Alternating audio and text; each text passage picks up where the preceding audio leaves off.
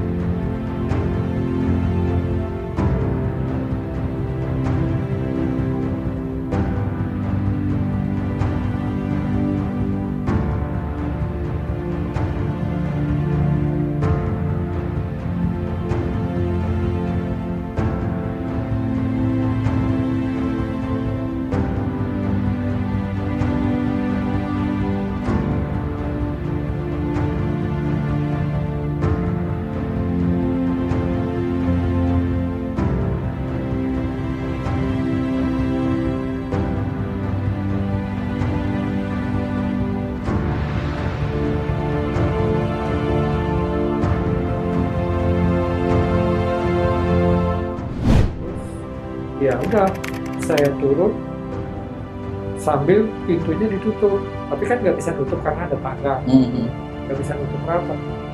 Saya tahu itu si Marisanya dia sambil Nodongkan pistol ke arah Pak Edi. Saya rasanya gatel aja. Pak Edi sempat melihat apa ada moncong pistol waktu apa pintu gitu. Waktu saya di bawah kan saya di atas. Turun sampai rendah sampai 500, turun lagi sampai 300. 300 feet. Rendah sekali. Saya bisa lihat landasannya itu. Tidak bisa.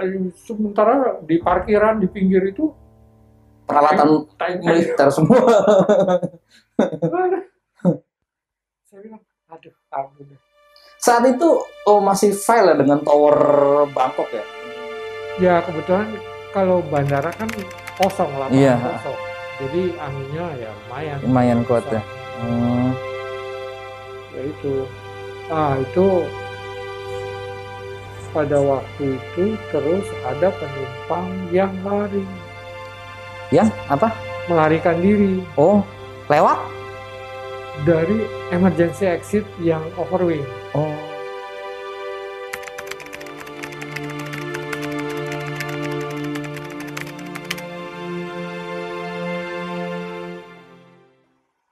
Itu kan ada emergency exit. Iya, itu. ada pintu emergency. Itu dia duduk di situ terus dia pelajarin. Dia pelajarin itu cara bukanya gimana. Emang gampang, tinggal puter aja srek gitu. Tarik. Udah terbuka. Nah, ini kan pembajakannya kan di lagi sibuk. Lagi sibuk nganuin penumpang untuk supaya bisa sirkulasi udara di depan itu ya. Karena sibuk itu kesempatan buat dia. Nggak ada yang ke belakang mau bajaknya. Udah. Waduh, itu bikin geger itu. Marah lagi dan suasana tegang lagi berarti waktu itu. Iyalah. Wah, marah terus, lagi. Jendela ditutup lagi? Jendela maksudnya yang jendela kokpit disuruh tutup apa penumpang suruh duduk semua dulu? Penumpang suruh balik duduk dulu, terus suruh ngumpul semua ke depan. Oh.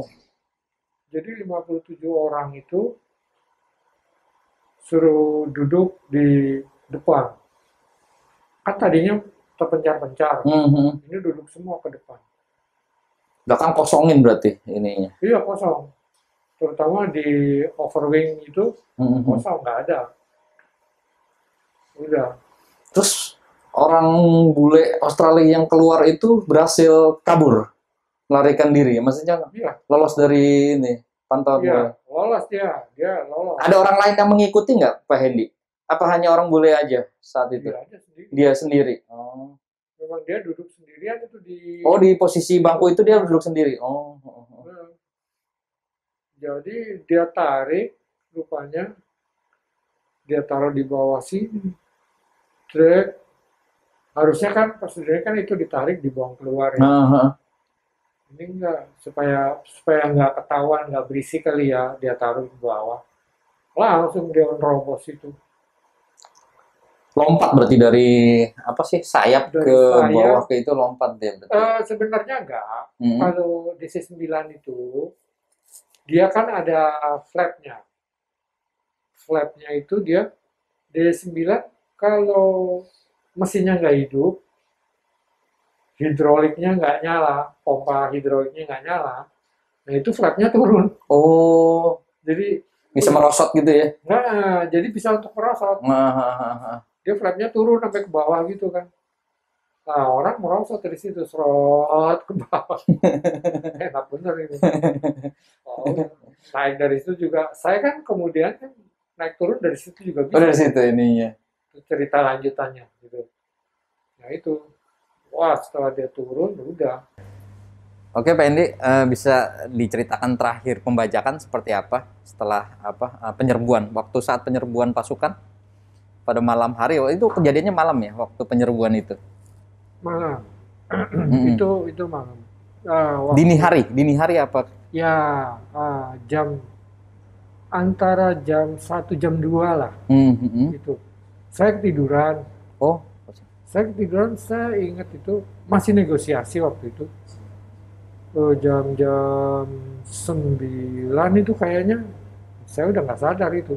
9 malam sampai jam 2 itu udah terlelap tidur ya karena udah kelelahan, capaian.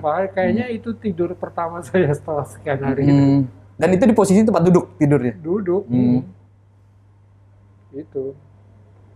Itu saya tiduran, terakhir saya masih dengar mereka negosiasi, terus hilang, tau-taunya saya kebangun itu karena saya ngerasain hawa panas. Hawanya kok panas gini, terus saya kan tidur nyender gitu ya. Terus di kepala saya ada serbuk-serbuk yang jatuh gitu, kayak ada kotoran yang jatuh di kepala. Apa nih satu? Udah, tau-taunya, saya melek gini, suaranya tak. Wah, ada yang nggak beres nih. Rupanya almarhum Kapten Herman juga ketiduran. Sama-sama ketiduran? Iya. Waktu itu gelap, lampunya gelap. Saya juga bingung lah. Gelap, AC masih nyala nggak posisinya? AC nyala. Nyala ya? Cuma lampu gelap. Saya bingung juga. Terus si almarhum Kapten Herman kayaknya, ada apa nih? Yang bangun duluan siapa? Pak Herman dulu apa almarhum Pak Herman apa Pak Hedi dulu yang bangun saat itu? Saya waktu bangun, saya lihat ke kiri itu Kapten Herman almarhum tuh dia masih duduk nyender gitu ya. Nggak lama saya bangun gitu, tapi karena saya was-was, saya nggak berani begini, saya tetap malah melorot, saya duduknya makin melorot. Karena kerasa suara tek gitu di belakang saya. Wah, ini ada yang nggak beres nih. Udah, ya. Terus almarhum bangun itu, dia mau cari tahu dia kayaknya. Dia tola-tole ke belakang, dia nengok kanan, tengok kiri. Saya bilang, Cap, stay down. Dia tetap aja, malah kepalanya keluar. Waduh. Nah, disitulah akhirnya ya dia terus nyender. Dia nyender sambil dia ngomong, aduh, saya kenal. Udah. Dia nyender, itu di bawah cahaya bulan itu saya masih bisa lihat mukanya. Kok kayak ada bendolan gitu di kepalanya. Terus matanya ketutup kan.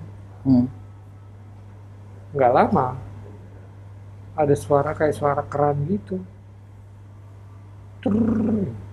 Apaan nih? Dia ngomong, aduh head saya kena. Wah saya nyari-nyari, ini di mana ini? Ini pasti dia kena bener nih. Saya coba tutup di kepalanya, rupanya jendol di sini nih. Pas kelihatan. Karena dia kan cahayanya dari luar terang tuh, awal bulan itu. Bulan purnama saat itu? Iya, terang itu kebetulan. Saya coba tutup, suaranya masih. Wah bingung deh saya. Udah saya diem. Nah itu nggak lama tuh si Dayat masuk. Pasukan yang bagian pintu depan masuk? Iya, yang bagian pintu depan kayaknya itu. Saya ditodong kan. Bayangin aja ditodong, senapan panjang. Sama pasukan Indonesia saat itu, sama Kopasanda yang lagi nyerbu. Kondisi terkokang, kebayang. Wah, nyalakan lampu. Waduh, saya coba. Itu auxiliary power unit, generatornya. Saya off reset, saya on lagi. Nggak mau, 2 kali saya gitu nggak mau. Penyebabnya apa Pak Hedi? Lampunya bisa mati? Saya baru tahu setelahnya. Rupanya DC-9 itu di belakang itu di ruang APU itu auxiliary power unit ada panelnya. Itu bisa dibuka dari luar. Dari bawah, dari luar dibuka. Nah itu switchnya generator ada di situ. Dari situ bisa dibuka guardnya dibuka, cetek off, mati udah listriknya semua. Oh, dari kokpit nggak bisa sama sekali menghidupkan saat itu? Nggak bisa. Kalau udah dimatiin dari bawah nggak bisa. Jadi waktu pasukan Kopasanda Kopassus minta nyalain lampu posisinya tetap mati saat itu? Iya. Lampunya mati waktu itu. Ya itulah makanya makin tegangnya mereka di situ karena kondisinya gelap kan. Dan kebetulan ya penumpangnya juga dengarnya apa sih waktu itu pasukannya itu dia bicaranya pakai bahasa Indonesia. Nah, karena ekspektasinya kan penumpang Indonesia semua nih. Iya. Untuk nggak tahu dia ngomongnya apa, pokoknya intinya supaya orang-orang pada tiarap. Nah, orang yang penumpang pasti akan tiarap. Yang pembajak tidak. Yang pembajak akan bangun dia karena dia resistensi kan. Nah itu saya lihat ada lubang peluru itu di jok penumpang itu. Setelahnya ya saya lihat tuh ada lubang-lubang bekas peluru ada. Tapi emang yang paling banyak di belakang saya, di belakang kursi saya itu kan ada panel, isinya circuit breaker semua tuh di situ. Itu udah lubang-lubang kayak rentetan peluru gitu ya, Ben? Udah hancur itu. Ya itu yang rupanya yang masukin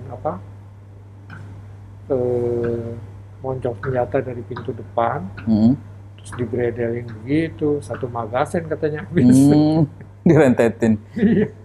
Jadi posisi Pak Herman kena tembak itu sempat ngasih tauin juga Pak Hedi ya, karena waktu itu ya. Iya. Saya kena nih, seperti itu ya kalimatnya. Aduh head saya kena. Aduh head saya kena. Gitu. Tadinya dia gini, aduh head saya kena. Nyender dia. Dia kena palanya ya Pak Hedi? Kepala. Orang tadinya matanya saya lihat masih kebuka, lama-lama matanya nutup. Oh. Jendelanya saya pegang karena saya dengar ada suara kayak keran dibuka itu. Jendelanya keluar saya pegang. Darah? Tapi nggak ada. Ternyata dari sini keluarnya. Oh. Dari sini turun. Nah, ini dari sikut sini kan ada senderan tangan. Turun ke bawah. Itu. Aliran darahnya? Itu yang bikin bunyi. Saya kan bingung kayak keran dibuka gitu, kertek-kertek. Oh, gitu. Kayak tetesan air tes gitu ininya. Nggak taunya itu darahnya almarhum Pak Herman. Iya. Tadinya saya bermaksud saya tutup supaya ngurangin lah ya. Kalau yang benjolan ini, benjolan apa maksudnya Pak Herman rantai waktu itu? Jadi kelihatannya dari sini, keluarnya di sini. Oh. Gitu. Itu kayaknya. Kan proyektilnya nggak ada di dalam. Itunya. Meninggal seketika di bangku. Saya lihat waktu saya turun ke bawah, kita udah bisa turun. Itu almarhum kan dibawa turun juga. Wah susah itu ngeluarinnya dari kursi. Dia kan orangnya besar gitu kan. Tarik kursinya dimundurin dulu, dorong, ngangkatnya. Wah itu sama Pak Benny juga itu, Pak Benny Murdani, almarhum. Pangap waktu itu ya? Dia belum pangap. Belum pangap ya? Dia keluarin, bawa turun. Nah di bawah itu saya lihat ini almarhum Kapten Herman kan digetakin di tarmak di aspal di bawah itu. Sambil nunggu ambulans, saya lihat sebelah kanan udah geter-geter begini. Waduh, begitu ya ini udah mati tuh yang kanan. Ternyata bener. Saya tanya kan yang bawa ke rumah sakit, saya tanya gimana? Dia diperiksa dokter, sebelah kanan udah mati. Tapi waktu di rumah sakit sampai hari kedua atau ketiga itu masih yang sebelah kiri. Masih ada reaksi gitu. Itu ya. Nah, terakhir nih Pak Hendy, ketika sudah clear semua, pasukan pergi, kemudian dipulangkan ke Indonesia, ada perasaan apa saat itu setelah selesai semuanya, drama pembajakan selesai? Ya itu sih relief aja, tension tegang itu relief aja, udah benar-benar ya saya bisa melewati itu semua kan karena akhirnya saya pasrah. Itu saya pasrah, yang saya turun itu di hari keberapa itu nanti di episode berikut kali. Saya turun itu benar-benar saya udah pasrah. Udah benar-benar pasrah mau meninggal, itu udah takdir Allah gitu ini. Paling mati, saya mikirnya gitu aja. Biarin paling mati lah. Selama drama pembajakan dalam pesawat, kan kita pastinya makan dan harus ada unsur yang keluar gitu loh ini. Jadi kalau minum BAB kemudian ke toilet seperti apa Pak Hendy ininya? Ya itu pertanyaan yang ngaco ya. Ya ada sih dikasih kesempatan sih ke toilet. Tapi ya memang saya dengar juga dari. Tapi di bawah todongan ketika ke toilet.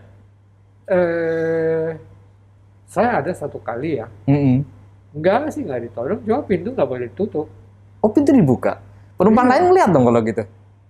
Kalau seandainya pintu ada ya, yang kan toiletnya ada yang di belakang. Oh, yang di belakang. Nah, itu cuma kasihan, saya mikir jadi lah ini kalau perempuan gimana ini? Oh iya betul juga. Saya mikirnya di situ. Wah, gimana ini kalau perempuan nih? Mereka nahan semua kali itu. Saat itu buang air kecil apa buang air besar? Saya buang air kecil. Air kecil. Oh. Berarti sama sekali tidak buang air besar dong di pesawat posisinya selama. Makanya dikit-dikit saya dikit-dikit. tahu kondisinya begitu, nggak berani. Nggak lancar jadi. Oh iya, hari ini istimewa sekali Pak Hedi mengenakan seragam pilot. Bisa ceritain sedikit seragamnya Pak Hedi ininya? Seragam yang seragam yang dulu dikenakan waktu milotin pesawat Woyla DC-9? Enggak, ini salah satunya. Salah satunya. Pada waktu kejadian sih saya nggak tahu saya taruh di mana itu. Oh, yang ada bercak darah almarhum Pak Herman Rante saat itu. Ini ya. Oh ya, Pak Hedi juga pernah bercerita tentang posisi pesawat DC-9 saat ini ada di Zurich. Bisa diceritakan waktu pernah melihat gitu ininya? Oh iya, itu waktu saya terbang ke Eropa ke Amsterdam itu. Dari Abu Dhabi kita Zurich itu parkir, saya lihat loh, kok ada pesawat DC-9 Garuda. Pesawat DC-9 yang dulu dibajak di Don Mueang tahun 1981. Iya. Posisinya sudah tidak di Indonesia lagi, tapi di luar negeri. Di sana itu. Di Zurich, tepatnya Swiss ya. Swiss, karena mereka emang pengguna DC-9 paling banyak di sana. Swiss Air.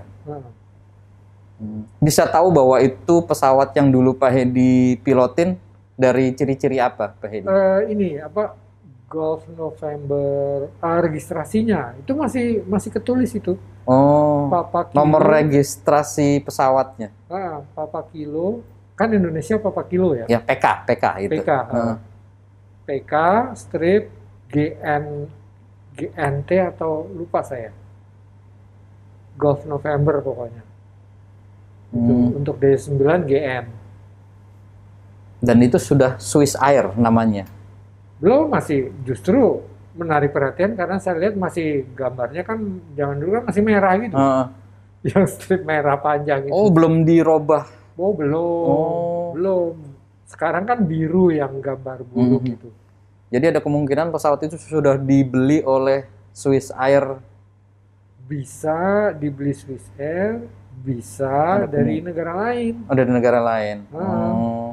Di situ cuma mampir. Yang pasti sudah tidak dimiliki oleh Indonesia pesawat itu. Gitu, ya. Oke. Terima kasih sebelumnya Pak Hedi, dialog Intratep ini semoga bisa bermanfaat untuk saksi sejarah bahwa bangsa Indonesia pernah mengalami kejadian dramatis pembajakan pesawat Woyla DC-9 GA-206 di tahun 1981, tepatnya tanggal 28 Maret sampai 31 Maret. Dan Pak Hedi sendiri sebagai saksi sejarah sangat berterima kasih bisa mengikuti podcast Ngaco ini. Semoga memberikan inspirasi dan pengalaman dan juga perjalanan sejarah yang tidak boleh dihilangkan. Ya, perjalanan sejarah bangsa Indonesia. Generasi-generasi penerus kita perlu tahu seperti apa pembajakan saat itu. Ini yang paling penting dan ini menjadi pembelajaran kita bagaimana maskapai penerbangan kita menjalankan tugasnya dengan baik, dan alhamdulillah Pak Hedi saat itu menyelesaikan tugasnya dengan baik. Penumpang dalam kondisi selamat, dan ini menjadi prestasi sendiri seorang pilot. Profesi pilot itu sebagai sesuatu yang luar biasa dan sangat luar biasa sekali ketika penumpangnya pulang dengan selamat. Seperti itu yang saya sampaikan. Terima kasih kawan-kawan viewer. Oke, sip.